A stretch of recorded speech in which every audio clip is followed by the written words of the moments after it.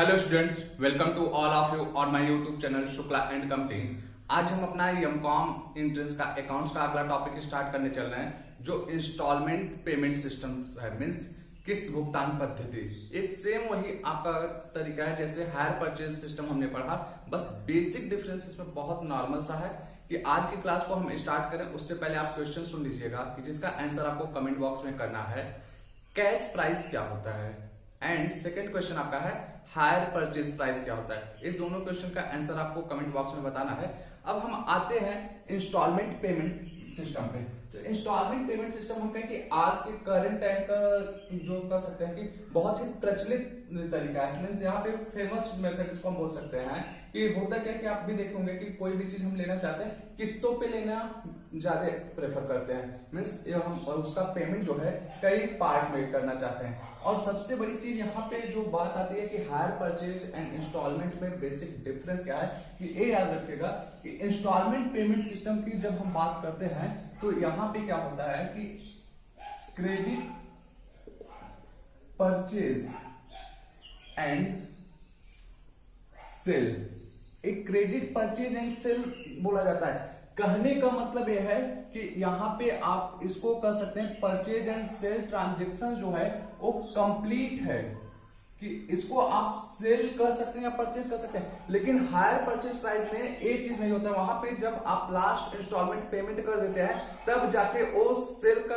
मतलब रूप लेता है, मीन्स या परचेज का रूप लेता है। अदरवाइज उसके पहले हायर का उसमें मीन्स किराया का कॉन्सेप्ट चलता है। तो यहाँ पे बात आता है मीन अब हम आते हैं इस पे हायर परचेज प्राइस पे, जो इंस्टॉलमेंट हमारा है आज का टॉपिक, इस पे it is method of purchase oblique sale where payment is made in instalment. और यहां पे इंस्टॉलमेंट की जब बात आती है तो साथ ही साथ में याद रखिएगा इंटरेस्ट की भी बात रहेगी, मीन्स इंटरेस्ट इंक्लूड रहेगा। और दूसरा चीज जो यहाँ पे हम बोले कि बेसिकली जो है कि डिफरेंस क्या है कि अंडर दिस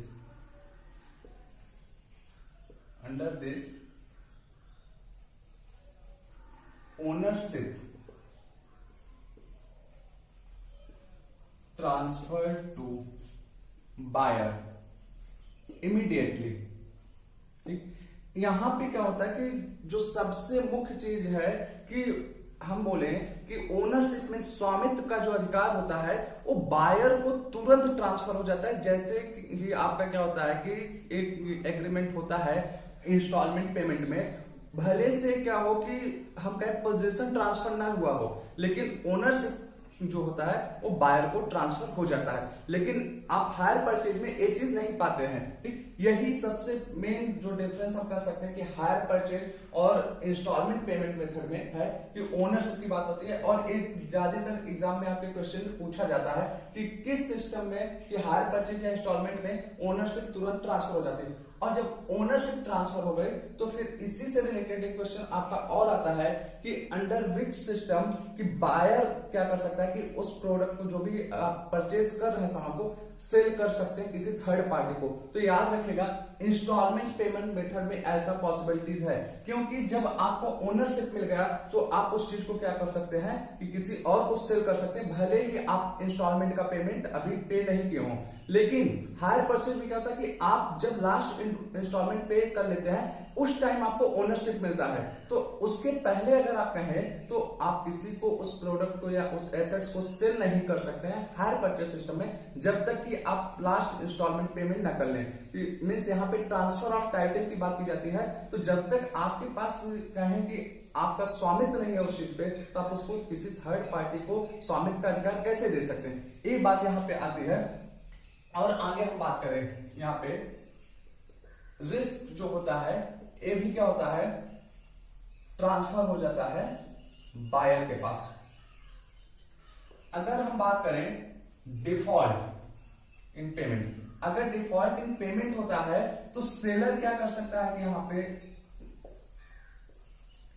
केस कर सकता है बायर पे, लेकिन यहाँ पे सेलर उस प्रोडक्ट को वापस नहीं ले सकता है बायर से, कि यहाँ पे सिर्फ और सिर्फ जो भी उसको लॉस हो रहा है उस लॉस के लिए या जो भी इंस्टॉलमेंट बाकी है उस इंस्टॉलमेंट के पेमेंट के लिए बात हो सकती है, लेकिन रिपोजिशन ऑफ गुड्स नहीं हो सकता है, जो कि आपका हायर परचेज में होता है। ठीक, और हम बोले यहाँ पे साथ अगला कि रिपेयर चार्जेस या कोई भी खर्चे अगर उस प्रोडक्ट से रिलेटेड है तो वो किसके द्वारा बियर किए जाएंगे, याद रखिएगा ये आपका बायर के द्वारा बियर किया जाने वाला है। यहाँ पे सेलर के द्वारा नहीं कुछ भी बियर किया जाएगा। हायर परचेज सिस्टम में हमारा होता था कि अगर नॉमिनल रिपेयर चार्जेस है या हम बोले कि बायर उस प्रोडक्ट को एक नॉर्मल तरीके से यूज कर रहा है कि जैसा कि वो अपना प्रोडक्ट यूज करता है, ऐसे केसेस में अगर कोई भी एक्सपेंसेस होते थे उस एक्सपेंसेस को सेलर के द्वारा बियर किया जाता था, मींस हायर वेंडर के द्वारा बियर किया जाता था। ठीक, एक चीज आती है।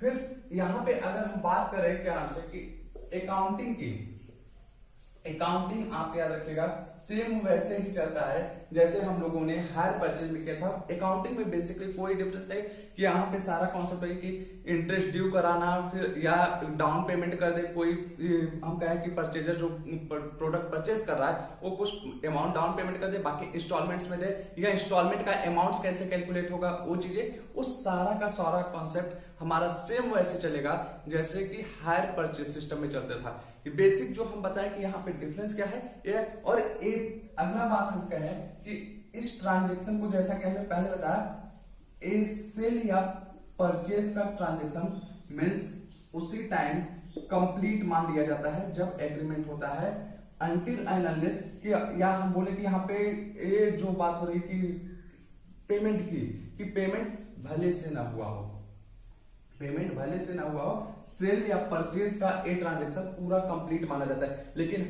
हायर परचेज में जब जाते हैं हम कि वहां पे उस ट्रांजैक्शन को सेल या परचेज का ट्रांजैक्शन नहीं माना जाता है। ये भी क्वेश्चन आपका डायरेक्ट यहां से आता है कि कौन से ट्रांजैक्शन को सेल या परचेज माना जाता है।